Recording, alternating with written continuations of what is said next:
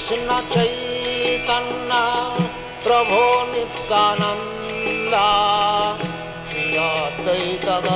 So Prabhupada explains in the purport, two persons, one in Krishna consciousness and the other in material consciousness, working on the same level may appear to be working on the same platform, but there is a wide gulf of difference in their respective positions. The person in material consciousness is convinced by false ego that he is the doer of everything.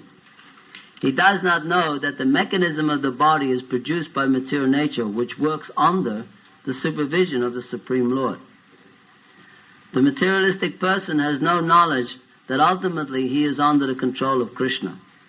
The person in false ego takes all credit for doing everything independently. And that is the symptom of his nescience. He does not know that this gross and subtle body is the creation of material nature, under the order of the Supreme Personality of Godhead. And as such, his bodily and mental activities should be engaged in the service of Krishna in Krishna consciousness. The ignorant man forgets that the Supreme Personality of Godhead is known as Rishikesha, or master of the senses, of the material body. For due to his long misuse of the senses and sense gratification, he is factually bewildered by the false ego, which makes him forget his eternal relationship with Krishna. So this chapter is called Karma Yoga. Prakriti kriyamanani gunai karmani sarvasha ahankara vibhudapma kartaham iti manyate. The spirit soul, bewildered by the influence of false ego, thinks himself the doer of activities that are in actuality carried out by the three modes of material nature.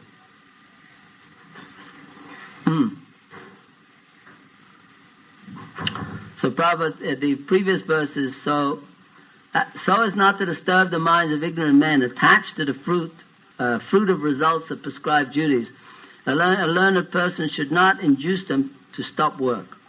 Rather, by working in the spirit of devotion, he should engage them in all sorts of activities for the gradual development of Krishna consciousness. So, Om Ajnanatamrandasya Jnanam Jnana Salakaya Chakshurun Militam Yena Tasmai Shri Gurave Namah Sri Chaitanya Manumbistam Shapitam Neenam Bhutale Swayam Rupa Gita Mayam Dadati Svambatantikam Sri Krishna Chaitanya Prabhu Nityananda Shri Advaita Gadadhar Shivasade Gaura Bhakta Vrindam Hare Krishna Krishna Krishna Hare Hare Hare Rama Rama Rama Hare Hare. So the whole emphasis of the Bhagavad-Gita is based upon discrimination. Intelligence means power of discrimination. How to discriminate. Just like what is the difference between an animal and a human is that an animal cannot discriminate. You see? He cannot discriminate between what is right and what is wrong. Therefore, an animal cannot be arrested. It's foolish to arrest an animal. Because even if you arrest him, how will he know whether he did right or wrong? He'll think you're simply torturing him. You see, suppose a dog bites another dog and then you arrest him. Is there any purpose in arresting him? Will it achieve anything? You see, you can't say that after 1 year in prison he'll begin to think, I shouldn't have bit that dog. That's why I'm suffering. You see, he won't think like that. So there's no point in arresting a dog or a cat or a squirrel or a turkey or whatever you want to arrest. What's the point in arresting? It'd be funny if you had a police force that their only job was to catch squirrels who might be having illicit sex or found intoxicating themselves on nuts. There'd be no point. So discrimination comes with intelligence. The Dhamma buddhi. Buddhi means intelligence. So what is intelligence? You see? What is intelligence? The word buddhi is used. Buddhi. The Dhamma buddhi. So this buddhi intelligence means the power to actually discriminate between what is material and what is spiritual. Atata Brahma Jignasya. Now we have human life. You see, we no longer have animal life, although our bodies are like animals. We have the same. We're doing the same as animal, but we no longer have animal life because we have responsibility.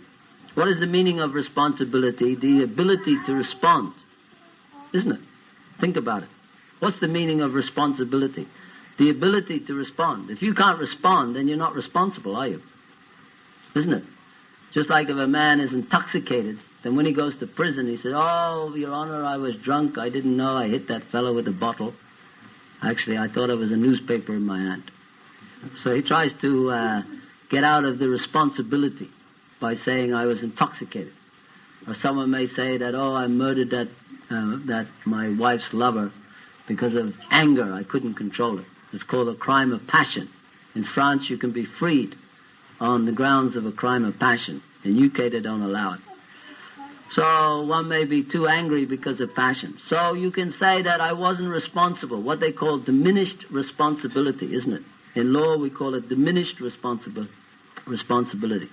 So when responsibility is diminished, just like a child cannot be put in the same category because the responsibility is diminished. Now, why diminished? Because there's not adequate development. There's not adequate development of intelligence. The child is not intelligent to know that this thing is wrong, this thing is right. So, therefore, responsibility means ability to respond. Now, what is that basis of responsibility? It's based on knowledge.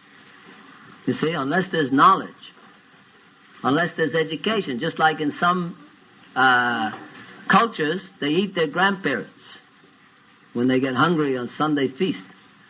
They put their grandfather in the boiling pot and eat him. Yes, it's a cultural accepted activity. It's nothing wrong with it at all. So that's because in those cultures, they're primitive cultures, but still, because they don't have adequate knowledge to know that it's not very good to cook your grandfather for Sunday feast. You see? Just like some people are eating animals and they're saying, "Oh, I don't know. I just eat them." See? It's not my fault. I buy them in Asda's. So Asda's, blame them. Don't blame me. I'm just eating it. See? So the whole thing is based on knowledge. If people are not properly educated, therefore Krishna says, Raja Vidya Raja Guyam, that this knowledge of spiritual life is Raja Vidya. Vidya means knowledge. Raja means the king of all knowledge. So knowledge also has a king. Everything has a culmination, the culmination of knowledge. Therefore we call Vedanta. What is the meaning of Veda? Veda means knowledge, and Anta means the end of knowledge. Knowledge also has a conclusion. Otherwise it's useless. Just like you may have so much knowledge about a car, but if you can't put the engine together, what's the point? Isn't it? You may know all about the engine components, but if you can't assemble an engine, what is the use of your knowledge? Your car will never go anywhere, because that knowledge will always be incomplete. So there is complete knowledge and incomplete knowledge. Complete knowledge, that is called Purnam. Purnam means complete. God is complete. And therefore, the knowledge of God must also be complete. You see, can't be incomplete. We mustn't have incomplete knowledge because it's dangerous. Sometimes they say in English, a little knowledge is dangerous, isn't it? If someone's performing open heart surgery on you and they're using a knife and fork, and you say, "Oh, my goodness, why are you using a knife and fork?" "Oh, I couldn't find anything else." You become a little worried about your heart. But so there are the little knowledge is not enough. Must be adequate knowledge. So this is called science. We use the word science, scientist, one who is science. So Ananta, Vedanta means the end of all knowledge. So the end of all knowledge, Raja Vidya Raja Guyam, Pavitam Mitam Uttamam, Pavitra means very, very pure. That knowledge must be very, very pure. That knowledge which is the king of all education. Just like we are learning a lot of things in school, but is it pure? Is that knowledge pure? What is the meaning of purity of knowledge? Just like one may say, yes, I've learned a lot of things. A crook also learns a lot of things, a thief. There are many politicians, they learn a lot of things. But are they pure? You see? Are they pure? So what is that pure knowledge? Then it goes on to say the pure knowledge because it gives direct perception to the self. You see? In other words, that the real knowledge that gives connection to the self, that is pure. Because everything else is avidya. What we call vidya. Vidya means knowledge related to the self. And avidya means that knowledge which is not related to the self. So we have vast amounts of knowledge, but they're not related to the self. They're related to the body. Just like you have a bird in a cage, and you're shining the outside of the cage very nicely. But the bird inside is dying, because you're not feeding him, you're not cleaning him. You're just polishing the outside of the cage. Meanwhile, the bird is getting more and more neglected. Similarly, the body is the outer cage. So we are very interested in the outer cage, the body. But that knowledge related to the self, that knowledge is not so easy to come by. Just like there are many schools and universities and colleges that are dealing with economic development and social sciences, material sciences. But that science of the self, that is very rare because there is a lack of understanding of what is the self. So here Krishna is giving that knowledge of the self. So therefore the science of Bhagavad-Gita is very, very important. So Krishna is saying that this knowledge is the king of all education because it gives direct perception to the self through what? Through realization. So there are different types of knowledge also. Realized knowledge. Now, realized knowledge means that knowledge which is not relative to the body. Just like in the material world, all knowledge is relative. Relative means dependent. Just like you have your relatives. They're your dependents. Or you're their dependents. There's some dependency, isn't there? Just like the child is relative to the father and mother because the child is dependent upon the father and mother. Child is not independent. You see, later on, at a certain stage, the child can become independent. But generally, most people are dependent. Just like my body is dependent. I'm dependent on water, air. I'm dependent on food. I'm dependent on clothes. I'm dependent on heat and cold. I'm dependent on happiness. I'm dependent upon my health. Disease, that I don't have disease. I'm dependent on so many things. If you study your body, it has many dependencies. Many dependencies.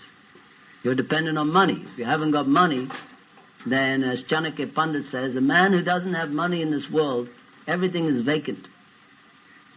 You see? Just like hotel, no vacancy. There's vacant here. Nobody wants anyone with no money because money is the honey. Isn't it?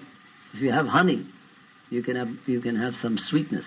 So you have to have money to have some honey. So money is also there. So we are dependent on money, we're depending on food, we're dependent on the government. Just like if the government is corrupt, we become disturbed. They're taking too much tax. Just like now they're squeezing the taxes and people are crying.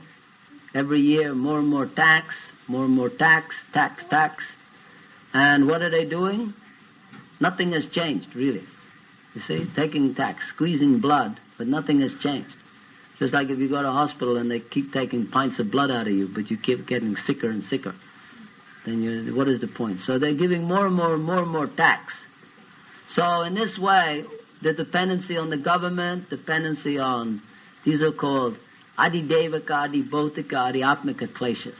Their dependency on the demigods, or what we call nature itself, prakriti kriyamanani.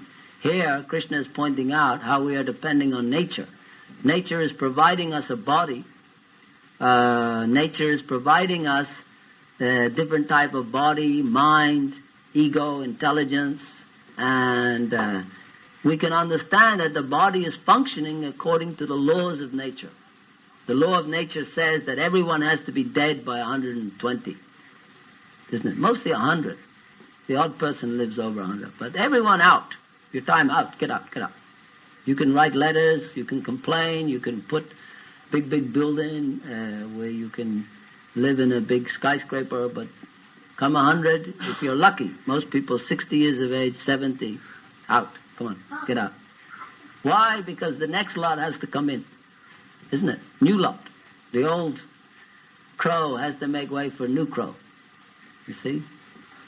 The whole crow is there eating everything. New crow can't get anything. So we are like that. Our body comes here, we are running after this, running after that, running after this and that, and then all of a sudden you find that you have to get out. So nature is providing a particular type of body according to the Kriya Manani.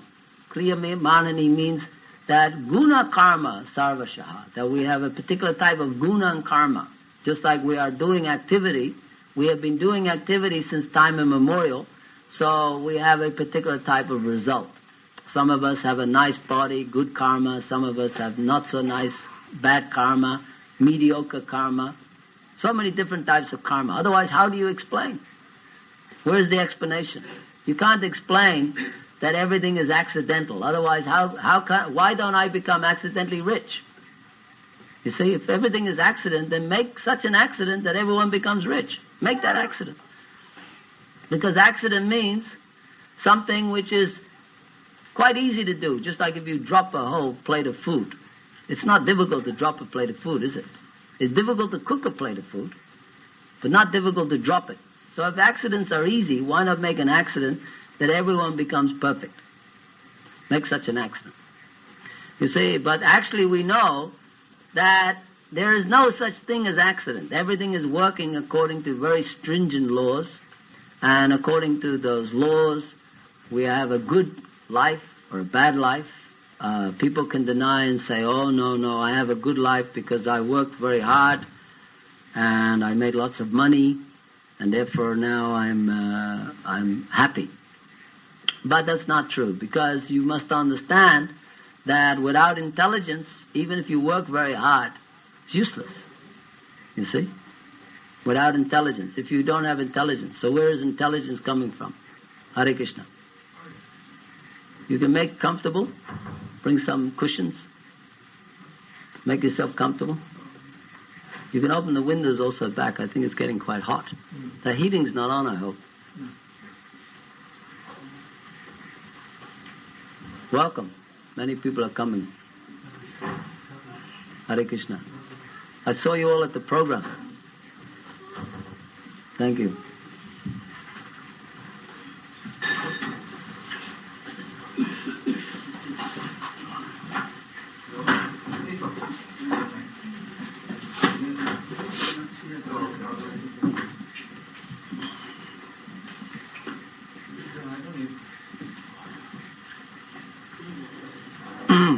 So, nature is dependent. Nature is not independent. You see, therefore, in Vedic Sanskrit language, prakriti means that which is dependent. You see, female energy. There is male energy, female energy. Of course, nowadays, they say women's liberation, female is not dependent, independent. So everybody in the world wants to be independent. But actually, whether you're male or female, you're all prakriti. In this world, everyone is prakriti. Everyone is female. You see? Now, that may sound funny. Everyone's female, then I get accused that this is a very strange statement. Because we know some people are male, some people are female. But actually, female means that which depends. You see, that which depends. Now, nature is dependent on laws. There are laws of nature. That's why we say the laws of nature. You see? Because nature is working on the laws. So anything which works on the laws, that means it's dependent on the laws. Just like we are working under the government laws. We're not independent, but we have some independence, but we're not completely independent.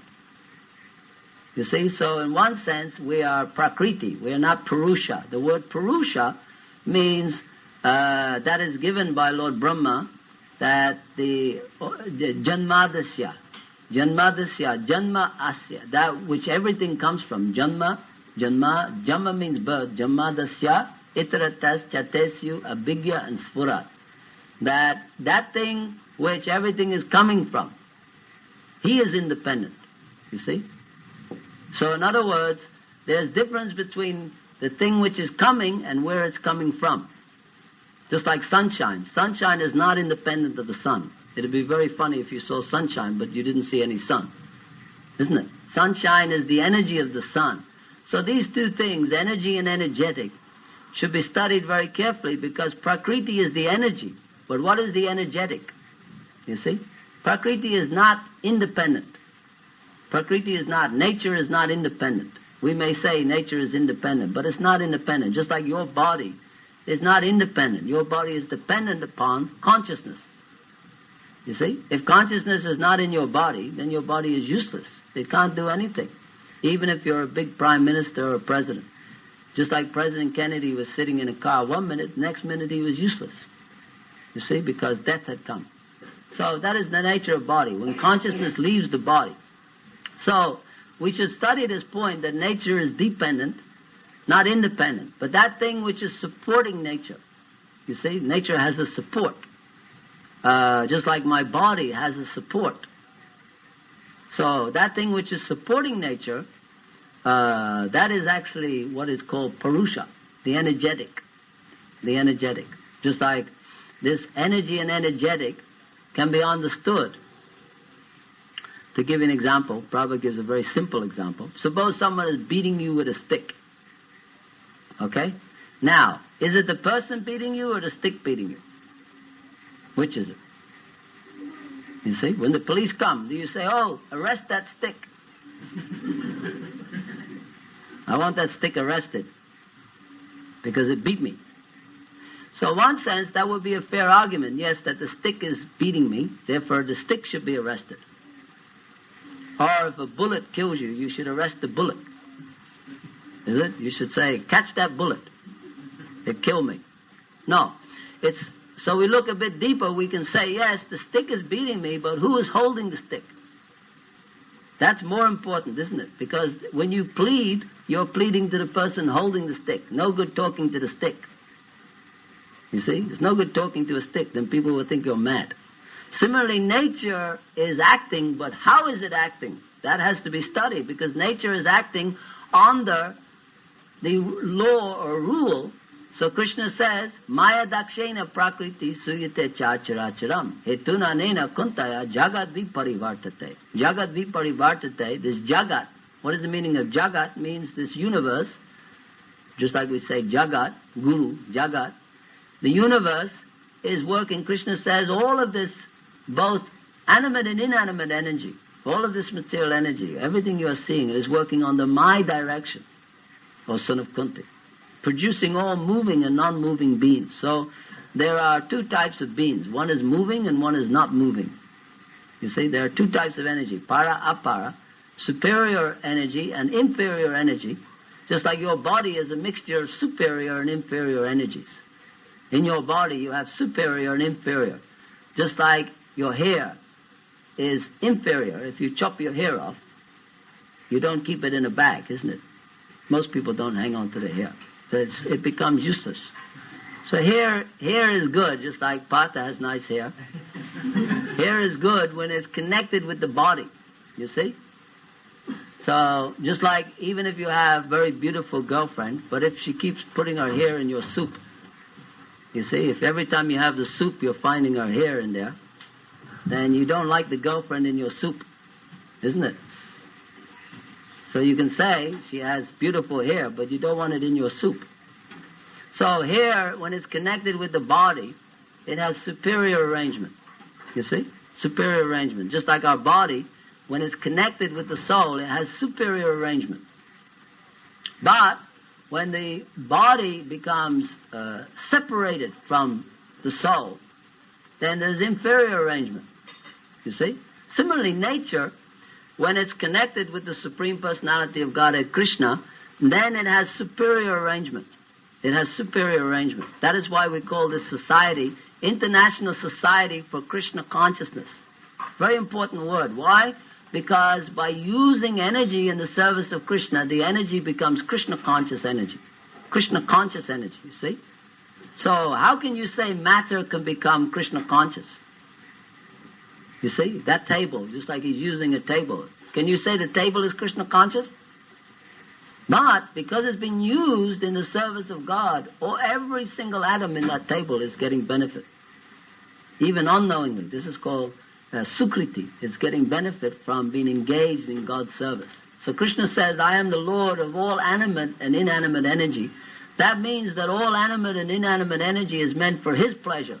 That's why He's called Govindam Adi Purushatam. The word Adi means the original. He is called the Adikarta. Adikarta, original enjoyer, original doer. There has to be original, just like energy and energetic. Energy is coming from energetic, but the original doer is the energetic. Just like, to give you an example, here we have trees and plants and so many beautiful things. They're all coming from the sun, isn't it? They're all coming from the sun. As soon as the sun is dead, everything's dead. You can't, just like winter when the sun moves a little further south, then all of these things die. All these trees will lose their leaves. The grass doesn't grow anymore. People become more miserable, isn't it? You see people's faces in winter and faces in summer. They're very different. That's why people always say, oh, a nice day today, and they smile. Because they're affected by the sun. Everything is affected by the sun. So everything is coming from the sun, just like food is coming from by the grace of the sun. You see, without the sun, no food will come. Even if you plant so many seeds, you're dependent on the sun and the rain. So many things. But then, anyway, sun is giving life. So, in one sense, the sun is 96 million miles away. So you can say, oh, the sun has nothing to do with me. But you have relationship with the sun, isn't it? There's relationship with the sun. So the sun is the energetic, and the sunshine is the energy.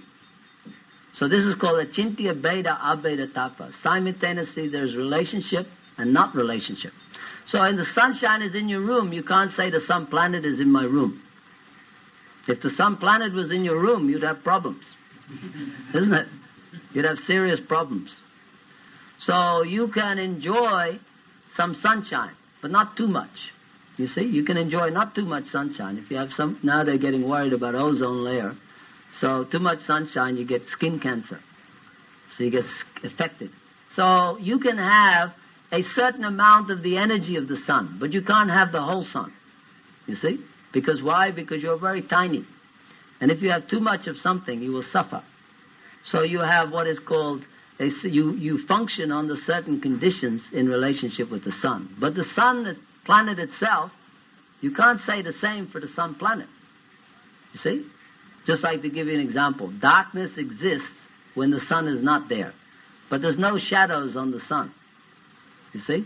There's no shadows. If you go to the sun, you won't find any darkness. There's no dark rooms on the sun. You see? So here there are dark rooms because there is less energy. So the energy and the energetic, that should be understood that they are different, but they're one at the same time. They are simultaneously one and yet different. Similarly, God is Govindam Adi Purushatam. He is the supreme creator, the supreme controller, the supreme maintainer, the supreme destroyer. He is governing everything, but at the same time, we are only experiencing a little bit of His energy. You see? A little bit of His energy. We have this energy, a little bit, just like we may say that God's energy in the form of food. This is called anadan. Anadan. Ana means God come in the form of food. So you may say, yes, I like God in the form of food. So you may say, I'm going to eat a mountain of food. But you can't. You can only eat a small amount of food. Even if you're a big rich man, you can only eat chapati and sabji. Because small amount you can take. So that is energy of God, but you are very tiny, so you can only know and experience a small part of God's energy. You see, so what is the energy? The energy is regulated by the control of the energetic. This can be understood in a higher sense, that God is the energetic and He's regulating. He is regulating all the energy. So here, Prakriti Kriya Manani, Guna Karma Sarvashaha, that all of us, we are regulated by that energy. So life means regulated. Birth, old age, disease, death. These are regulations. You see, you may say, hey, I don't want those regulations. I don't like old age. For me, there's no old age.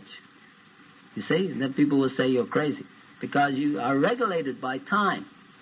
So time is regulating you. It's regulating how much you enjoy. You may be a billionaire, so like Mr. Gates.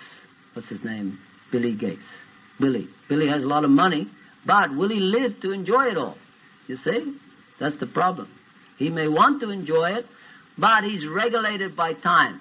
And even if he spends $20 billion to get 1 second more, he won't get it. You see? He can't buy time. So you can't buy health. You see, you can't buy many things because they're not within your spending power. Because they are controlled by higher authority, nature. Just like there are many people who are wealthy, but they're blind. You can't buy eyesight. You can't buy so many things. You can say medically we can improve things, but in actuality everything is regulated. And this regulation is nature. Nature, just like that stick. When the child is naughty, you show them the stick, you see? What are you doing? You're regulating the child. Behave. Otherwise, stick is there. You don't hit children, but you can show them. It's there, you see? So when they see the stick, they say, oh, I don't want to argue with that. So nature is like that. Nature is like a stick. It is regulating you, and it's telling you, behave yourself. Don't be a nonsense. You see? Don't be drinking too much. Otherwise you will end up in the gutter. There are so many people who like drinking a lot, but they end up in the gutter. You see? Because they misbehave. So you may say, I like to eat a lot. Okay, become too fat. And you get, what is it when you get too fat? You get diabetes, isn't it? You get all sorts of heart problems. So people, even though they love eating, they have to stop it because they get too fat or they get too sick. But they love eating. Similarly, people love smoking. They like sex. But there are so many things saying, okay, you want to do this too much, then I'll punish you. You see? So you can have little bit. Just like Prabhupada says, salt is very nice if you put it on a subject. But if you put too much, if you say, I like salt, so you put a whole kilo. You see? Then what is the use? So life is like that. You can enjoy, but you must regulate. You see, Krishna is not saying don't enjoy. But you must regulate your enjoyment because why? Why should you regulate? After all, my nature is to enjoy. So why should there be regulations? Nobody likes regulations. Just like one person said, everything I like is either prohibited, bad for you, or criminal. You see, so in life, many things we like, they are not allowed by the state or the government, or they're not allowed by the social restrictions, moral restrictions. So why? Why are all these restrictions there? Restricted activity. We are restricted because we don't belong here. Try and understand that. We don't belong here. So Krishna is restricting us to let us know you don't belong here. You see, just like when they put someone in prison, why do they restrict him when he's in prison? They don't restrict him when he gets out. As soon as he walks out the door, there's no more restriction. Or there's limited, not as much restriction. But when he's in prison, they restrict him. Why? Why is there restriction? You must question that. Why in prison there's restriction? Is it to be vindictive, to cause people unnecessary anxiety? Is it to be torturous? No. The idea of restriction is to let that person know that you don't belong here and don't come back. Isn't it? Don't come back here. You see, that's the idea. So you can say government are very cruel. In prison they have all sorts of restrictions. There are bars on the doors. You can only see your family once a month. You can only eat at this time. You can watch television at that time. Things are there, but they're restricted, you see. So, does it mean that because there's restriction in the prison, there's restriction everywhere? No. Similarly, you should understand that the material energy is a restricting energy. That's why it's called the limited energy of God. because it's to restrict the living entities who are rebellious of God. That, okay, you want to be independent of me, you want to carry on independently without me, but at least I will show you that you cannot exist like that. You see? Just like sometimes the father, the Christians use the same example. The son wants to be independent of the father, but he wants all the money from the father. But the father said, no, if I give him all the money, this fellow will surely do some nonsense. So he restricts it. They put it in a trust. Every year you get so much money, isn't it? If you have a child, you put it in a trust. Why?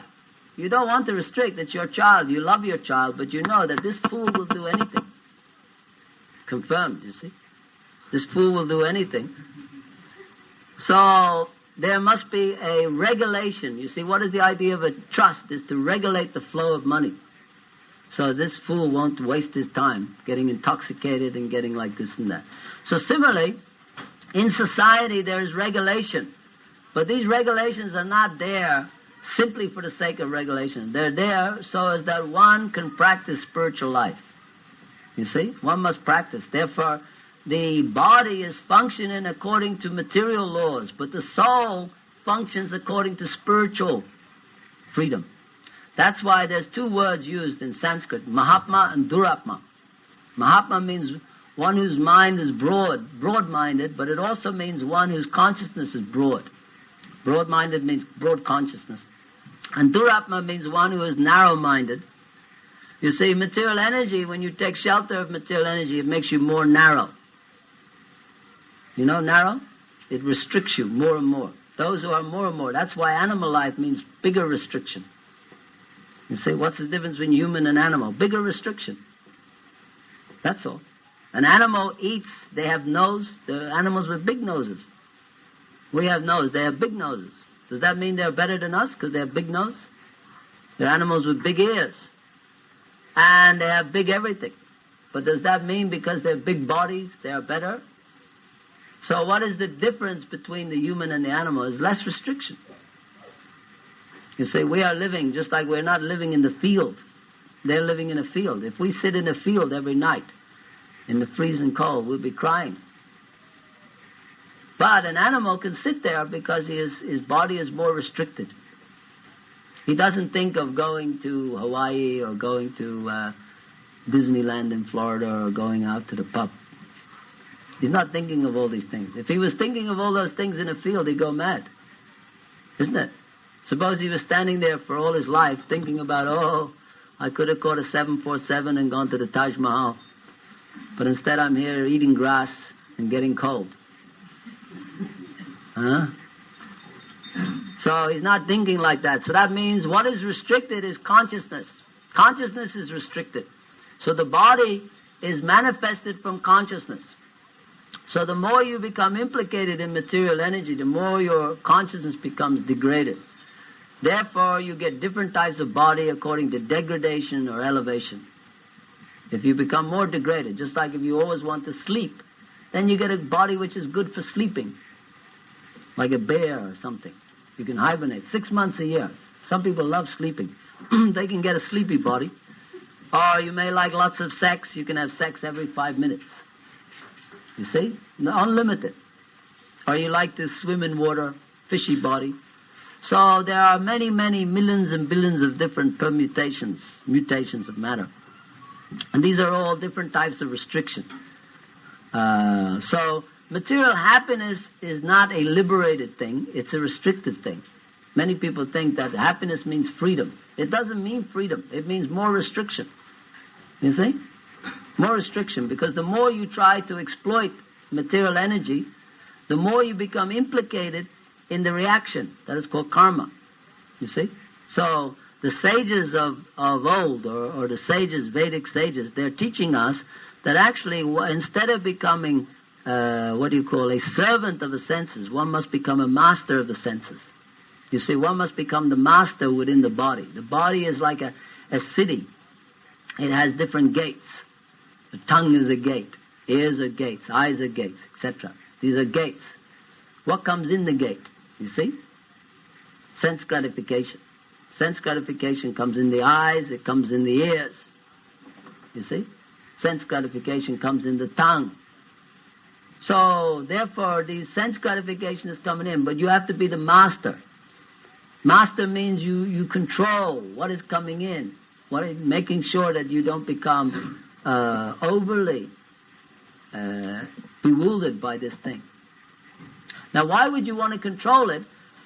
Because one has to understand the first principle, and that is that atata brahma jignasya, that I am not material, I am spiritual. Without that principle, the whole society is useless, you see, unless it's like having the one before all the zeros.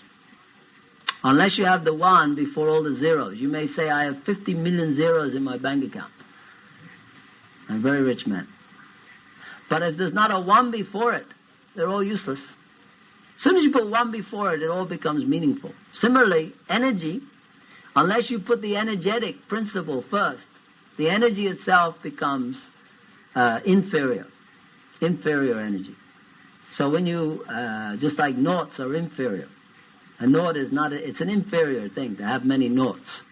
But superior means one. Eka Bhuvunam. Eka Bhuvunam means that this original Supreme Personality of God, Krishna, when you put Krishna there, everything becomes meaningful in an unlimited way.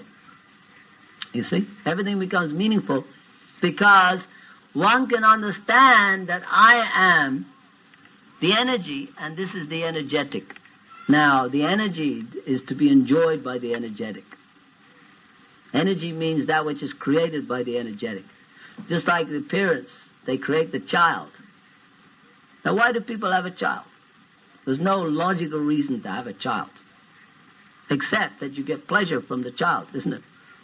You see, there's pleasure.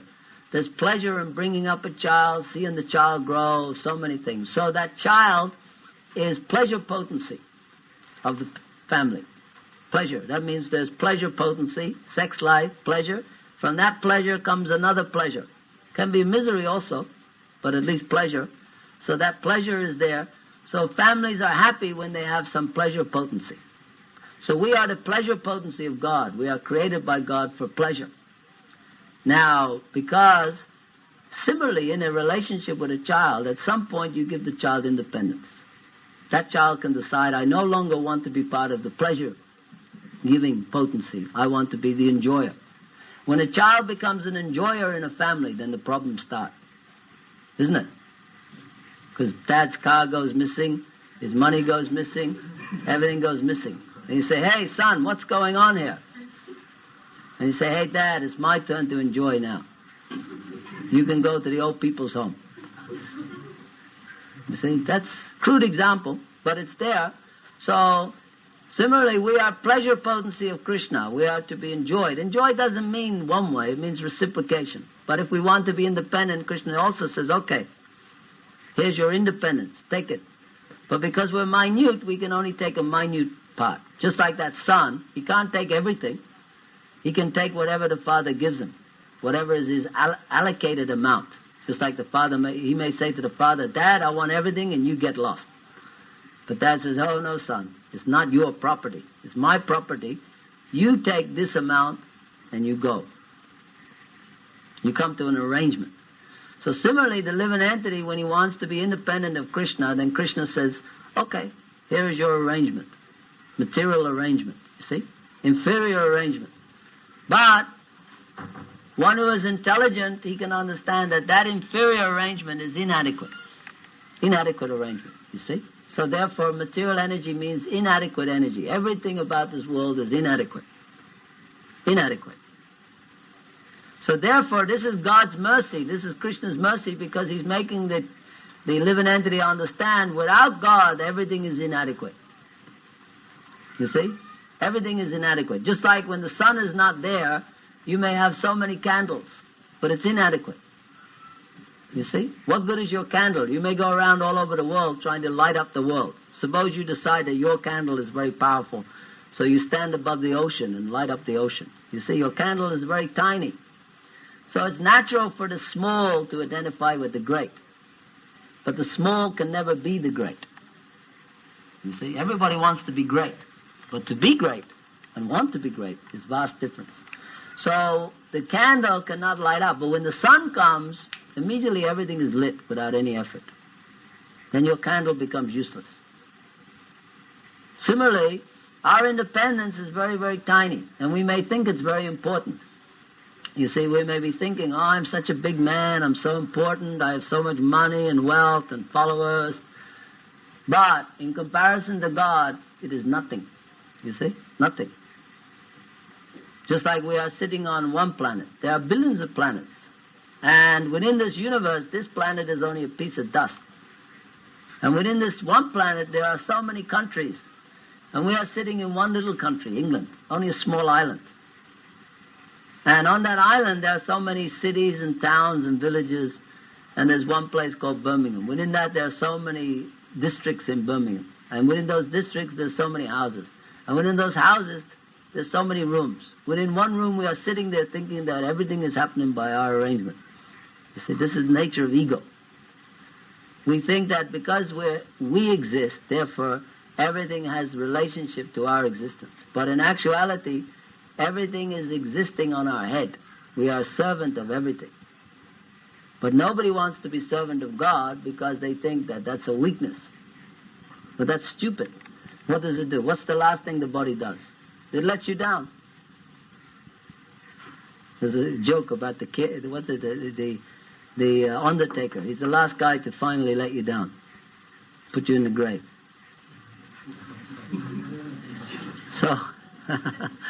So the body lets you down. So you're serving your body day and night, looking after it, making sure it gets nice this and nice that, and so many nice things should come to this body. But then what does it do? Gradually it becomes more and more invalidated by time. It becomes more and more useless.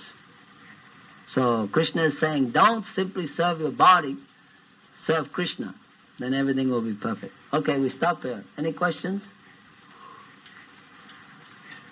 There must be one question amongst everyone. You have a question? Yeah? Okay. Anyone have a question? Pandaji.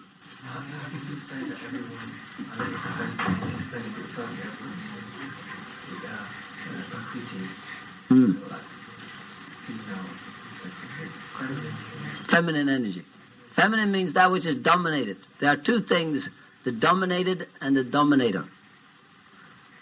You see? Two things, always. Either you're dominated or you're a dominator.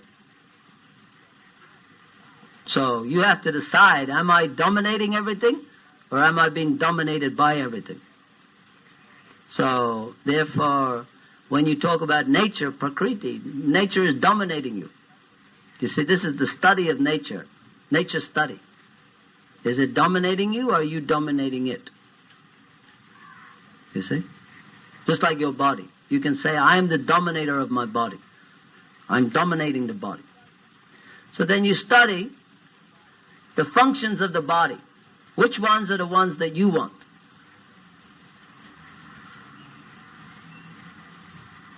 Think of all the functions your body does. Which is the one that you want? You want that function. So you created that function. You see? All of the functions of the body are going on whether you want them or don't want them. That means you're not the dominator. Because to be the dominator means to be the controller and to be the creator. You have to be the creator and the controller. You see? So to be the creator and the controller means that then you can say, I created this body, okay, therefore I'm the dominator because I created it.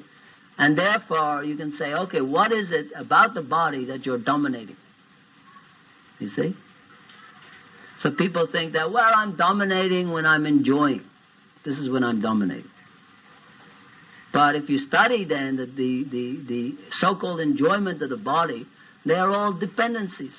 They're not enjoyments. Enjoyment can't be a dependency. You see? It can't be a dependency. Because if your enjoyment is based upon a dependency, then that thing which you're dependent upon, that's your dominator. You understand that point? As soon as you're dependent upon something, that is your dominator. You're being dominated by that thing you're dependent upon. So, in order to be a dominator or to be a controller or to be God, you need to be independent. and you need to be the creator and controller. So these things are exclusively Janmadasya, means that which everything is coming from, and Chatesya Bhigyasvarat, that God is completely, fully cognizant and fully independent. Fully cognizant. You see, we are not fully conscious. If we were fully conscious, then we would have some quality of domination. For instance, you may say, this is my body. Okay, how many hairs are on your body? It's your body, you should know how many hairs are on your head. You see? So, the body, you can say, okay, this is my body. This is my body. Okay, now which thing inside the body do you like to keep the most? What is it that's so great about the body? So you say, I very much like that big tube, intestine. That's my favorite tube. You see? So when people come to visit me, I pull it out and show them. Here, look. You see, the body is a machine made up of different functions. It's functioning. That means that it's created by someone else to function in a certain way. You didn't create the body. You were created. And therefore you function under that person who created you. That's how you function. You don't function on your own independence. That means someone can say that, okay, eating means I have to collect money, buy food, so I'll stop eating. We can't. You see? We can't stop sleeping. We can't stop fearing. We can't stop suffering of the mind, suffering from the body, suffering from other living entities. Therefore, everything about us is totally dependent. So we have to search out that person who is independent. That is the search for God. The search for God is the search for the person who's independent. That's why when you study God in any religion, he should be independent. You see? He can't be also dependent. If God is dependent on government handouts, social security. Or if God is dependent upon something within his creation, then that is not really independent. That means whatever he's dependent upon, that is God. So God means that thing which is completely independent, svarat. You see? So, therefore, when we talk about Purusha Prakriti, we are talking about the difference between the independent Supreme Personality of God. Therefore we say that Ishvara Parama Krishna Sachitananda Vigraha Anadi Govinda Sarva Karna Karnam. That Ishvara means the Supreme Controller. There's no greater controller than Ishvara. Parama means Supreme. Krishna means that personality who is the Supreme Controller. Krishna. Ishvara Parama Krishna. His body is Satchit Ananda. Sat means ever existent. He's never decays. Never subject to decay. So he is Sat Chit. Chit means that he has unlimited cognizance. What is the meaning of unlimited cognizance? That means he's conscious of every single atom within his creation. Unlimited consciousness. So Sat Chit Ananda, he is full of unlimited pleasure. He has unlimited pleasure. Not unlimited like a lot of pleasure. He has unlimited means where there's no counting. So that means that his energy is full of pleasure. Sachidananda Vigraha, that form embodies all of that. So in other words, even though God is unlimited, he has the potential, the unlimited power to be a person.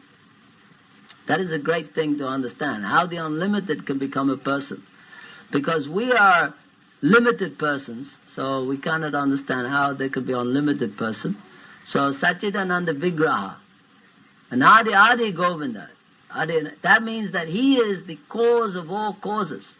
You see, everything has cause and effect. So we are studying the effect. That's the meaning of Prakriti. Prakriti means the effect. And Purusha means the cause of that effect. You see, the cause of the effect. So we are the effect. We are effectual. We are affected by the modes of material nature. And he is the creator of everything. Therefore, he is fully the cause of all causes. So when you talk about Purusha, you mean the cause of all causes. That is Purusha. Just like a man who created a company, he's the enjoyer of the company. Because he created it. And he's the controller also. If you go into a company, you get a job and say, hey, you, managing director, get out of here. I'm taking over today. You probably last 5 minutes. Because he created the company, he controls the company. Doesn't matter who you think you are. You have no right to take his company because he created it and he controls it. So crude example, God created the universe, he controls the universe, and therefore he has a right to enjoy everything within the universe. Now we are thinking, I have the right. You see? So we are thinking, I have the right, but we have no right on anything because we didn't create anything. Usually you only create confusion. So the most we can say is I can enjoy the confusion. Because I created it. Isn't it? And some people live in total confusion. So in one sense you could say that's their lot. Like man. Man is very intelligent, but what is he creating? A mess. You see, nature has already done everything. But they're thinking, oh, we're so intelligent, we'll create something. But they create a mess. The rivers are pure, so they pollute them. The air is pure, they pollute it. Their bodies are pure, they pollute them. Their society, they pollute. Everything they pollute. And then when it's all a big pollution, what do? They kill each other. Fight. War. So they are not, even in the most simplest sense, to be called enjoyers, because an enjoyer is someone who can actually enjoy. We are not actually enjoying. It seems like we're enjoying, but we're not. We're not enjoying.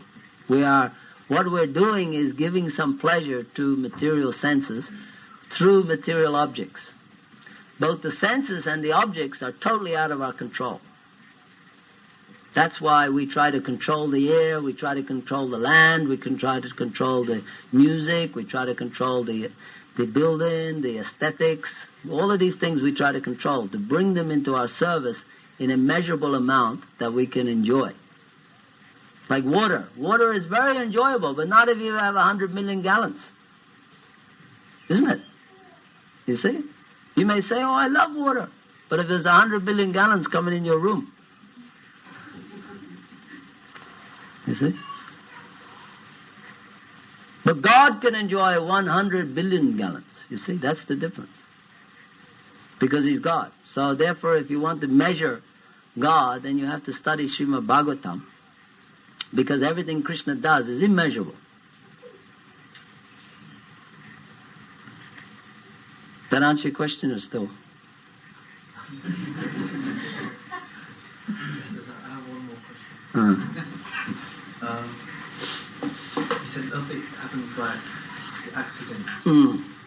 Why did you create enjoyment by accident? Yeah, they say that things are coming by accidental arrangement or some big bang or some sort of... So it's all arranged then?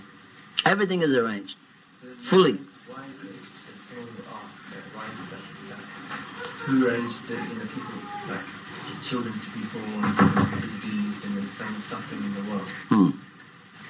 So having that... That's arrangement of material nature. Material nature is making that arrangement. You see? Is that fair? You can't question material nature, whether she's fair or not. Material nature is working under what is called the rules and laws of God. So, therefore, unquestionable. This is called axiomatic truth. For every single thing going on in nature, it is all perfect arrangement, perfect and complete. So, whenever it happens, just like you may say that in hospital, if you go to hospital, you will say, oh, look at these people in hospital. They're suffering. You see? They're suffering. Now, their suffering is beyond your control and is beyond their control.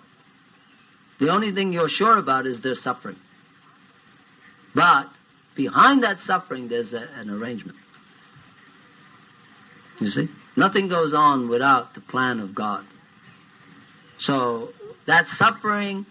Just like, to give you an example, when anyone good happens to someone, they take the credit.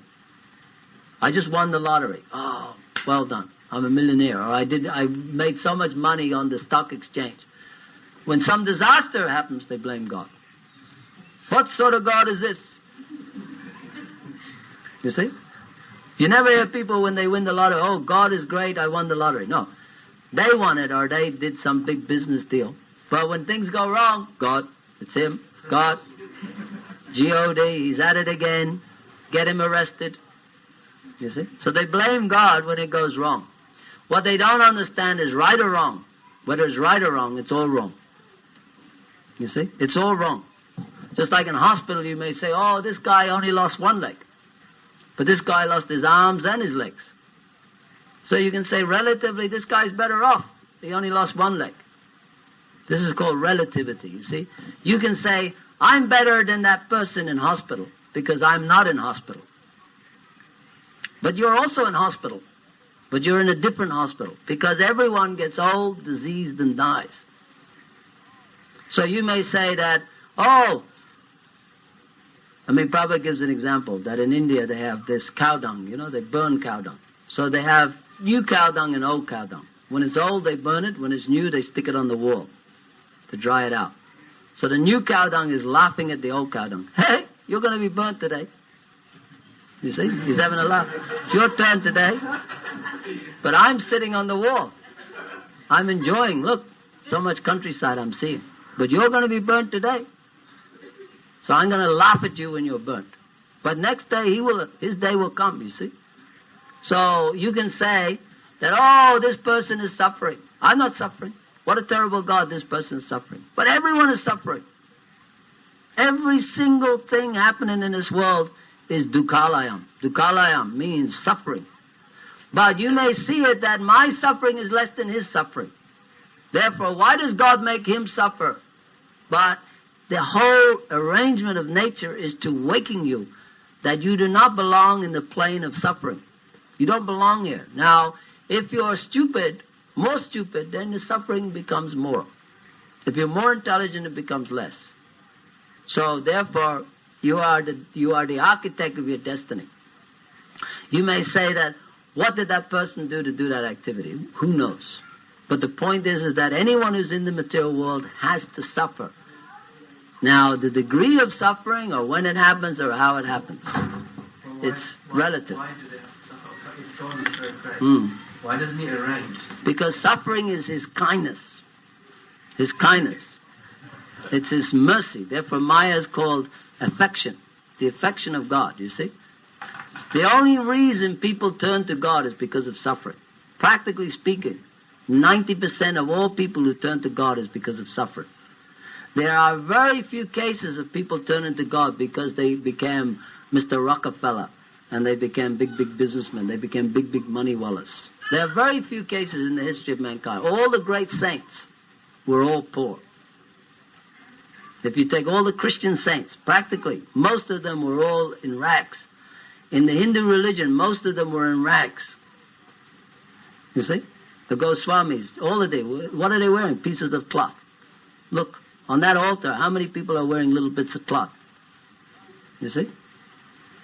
But if you go and see how many kings have come in India, how many rich people have come in India, how many of them, just like in India now, you go and see how many politicians sitting in the Lok Sabha, what they call it, the house, how many of them are becoming more religious, you see? Because the nature of the material world is like fire. The child touches the fire, and then it won't touch again. You see? The mother is saying, child, don't touch fire, don't touch fire, don't touch. The child is saying, no, I'm touching. I'm child. I want to touch. It looks nice. It glitters. But when it touches the fire, it won't touch again, you see? So nature is there to waken you. Maybe sometimes you think, this is very harsh, waken it. But this is the mercy of God to give you extra special. Now you may say, okay, in this lifetime, a person is too disqualified by their physical body or whatever. But that is all a big machine. Nature is a big machine. What is happening in this life is preparing you for next life. It's not a one-life show. You may go through millions of lives. But the ultimate goal of nature is to take you back to Godhead. Nature is created, material nature is created to take you back to home, back to Godhead. Yeah, some people might say that, I don't believe in a second life. They may believe or not believe. You may not believe that the ice is cold. Yeah, but it's cold. No, many people have never seen ice. Yeah, but how can you prove that? Exactly. If you go to a country where they've never seen ice and say ice is cold, they may say, I don't believe you. What is cold? I've never seen cold. You say, no, ice is very cold. He said, I don't care. I don't believe in cold. I've never seen cold. I've never felt cold. So how are you? Just like Prabhupada said, when he first saw snow, he thought they whitewashed all the buildings. He never seen snow. He thought, oh, they're whitewashing all the buildings. He didn't know why. Excuse me, can I ask you a question? Yeah. You just said that it's an arrangement. Yeah. So does that mean, like, it's Kali Yuga? So are you trying to say that Krishna's arranged Kali Yuga in order to see or awaken all of us and surrender to his lotus feet and actually awaken us from ignorance or... The whole material arrangement is to bring the soul back to God. The arrangement, you may say that the arrangement is not a very good one. But if it was a good one, you wouldn't go back. You see? Krishna is actually testing us then. Testing. Nature is testing to see how much determined you are to leave this place. You see? So when people say that I am very nice in this place, then that's a curse. You see, if someone says to you, I hope you become happy and wealthy and full of money and have a big house in Hawaii and this and that, that's a curse. Why you're cursing me, you should say. You see? But if someone says to you, I hope you lose everything and only get God, that's a blessing. So when people used to come to Prabhupada, they used to say, Swami, give me your blessings. Prabhupada said, if I give you my blessings, you'll become annoyed. He said, no, Swami, you give me. He said, okay, you lose everything. And become Krishna Bhakta. Oh, no, Swami, don't give me that one. Give me the other one. The one which says that I get lots of money and I have a nice this and big that. You see, everybody wants to get big thing in this world because they want to have something substantial. But they don't know the only substantial thing is God.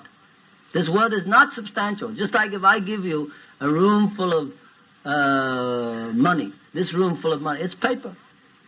It's not substantial. Your mind is pacified. Now I have a whole room for 10 million, 20 million pounds. Now something substantial has happened to me.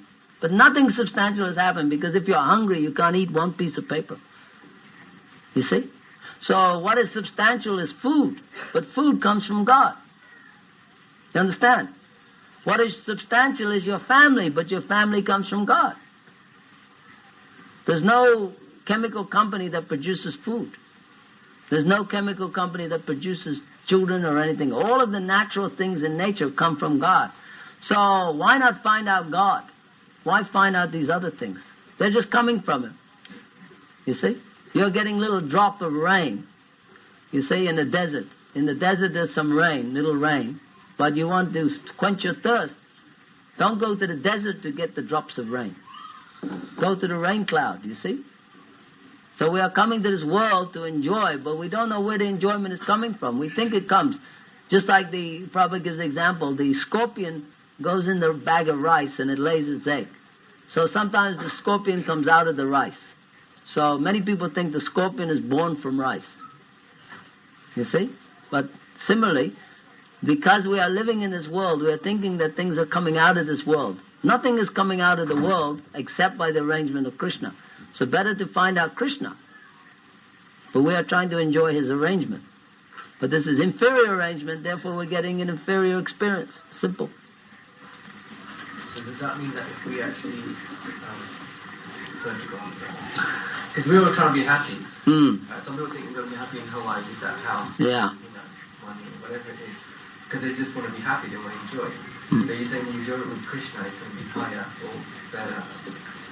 You see, you're going through all that trouble. But you see, there's no enjoyment in the material world. There's no enjoyment in the material world.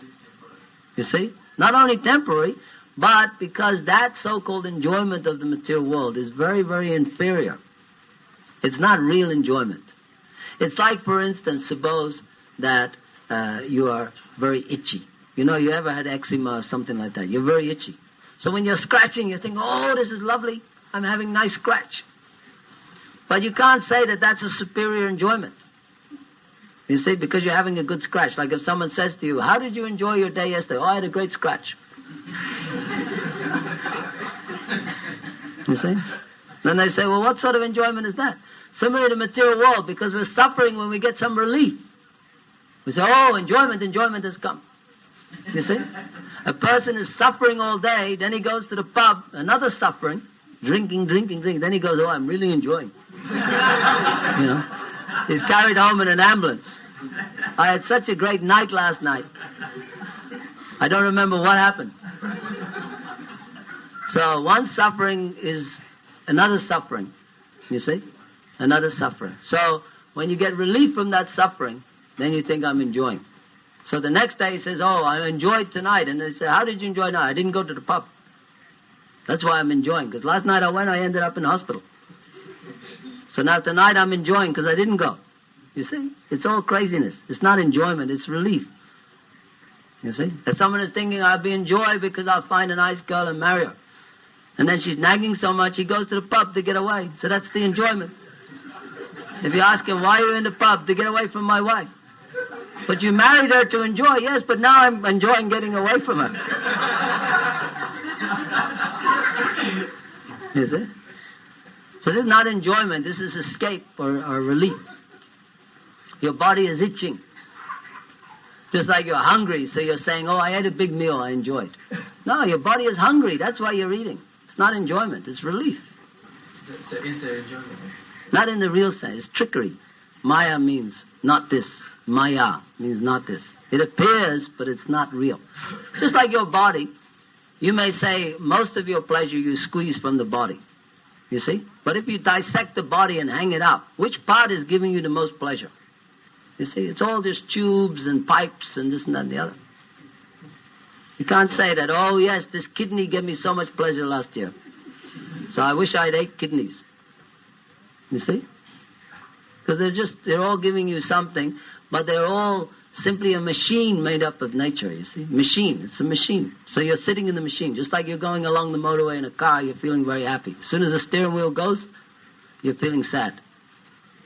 So just before you hit the wall, you escape and you go, oh, I'm happy now. Because I would have been dead, now I feel happy. You see? It's not happiness, you're simply being thrown around by the laws of nature. Sometimes you're getting this by. Just like one man's food is another man's poison. The cockroach gets a little food on the floor, he's happy. What sort of happiness is that? Do you want to be a cockroach eating on the floor? But he's thinking, oh, look at this food is lying there. His belly is full, he goes home and sleeps with his wife. He's happy. So the same thing is going on in whatever body. But you're thinking, because I'm enjoying better than cockroach. He's eating on the floor, I'm eating in a nice table in my room watching Sky TV. He hasn't got Sky TV. But even if you give him Sky TV, what's he going to do with it? He's a cockroach. You see? He doesn't watch Sky TV. So he's also enjoying, you're enjoying. But his enjoyment is different because he has a different body. But it doesn't mean you're having superior. You see? If you have a big plate of food and he has only a little food, he's happy with that little food. You're happy with a big plate. But that doesn't mean that your enjoyment is superior to his food. He's also getting full belly. He's also sleeping. He also has wife and grandmothers and families. He has all the things. He has a little hut inside the wall. You see? Living by the radiator. And he pays no rent. He has no credit cards. No, he hasn't borrowed money from the bank. So when he goes out, he's just looking. Food has come. He's happy. So you may say, oh, I'm so superior than him. But in actuality, all the bodies that are existing in this world, they're all dependent on something. And if they're getting that something, they think they're happy. But that's not happiness. That is called conditional life. Different conditions. That's all. So the conditions are there. You are existing within those conditions. That is not either happiness nor distress. It is simply different conditions of matter.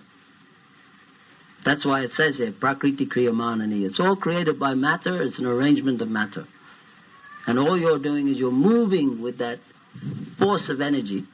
And you come and you disappear. You're like a stage. You come into this world, you make a big fuss and you go out. Nobody cares that you came and nobody cares that you went. You see? When you're gone from this world, who cares? Your mom will cry, maybe she's not there. Your father may not be there. Who's there? You see, how many people have gone from this world, and who really knows where they came from, where they went, why they came, what they did when they came, where they go. You see? Just like there's so many insects coming out at night, in the morning they're dead. Who cares? Big fuss at night, they're flying. And you think, wow, millions of insects are flying. In India, you see. By morning, it's all quiet again. You see? Like a stage show. But neither was it important that they were doing all that, and neither is it important that they're not doing it anymore. It's just part of nature. See? Nature's arrangement. So nature is a, if you like, shadow of God's energy. Just like the shadow. You can say, my shadow is doing all sorts of things on the floor. Well, it's shadow. It's not real. It's not important. Okay, we're going to stop there. Jai Srila Prabhupada ki jai. Srila Bhagavad-Gita.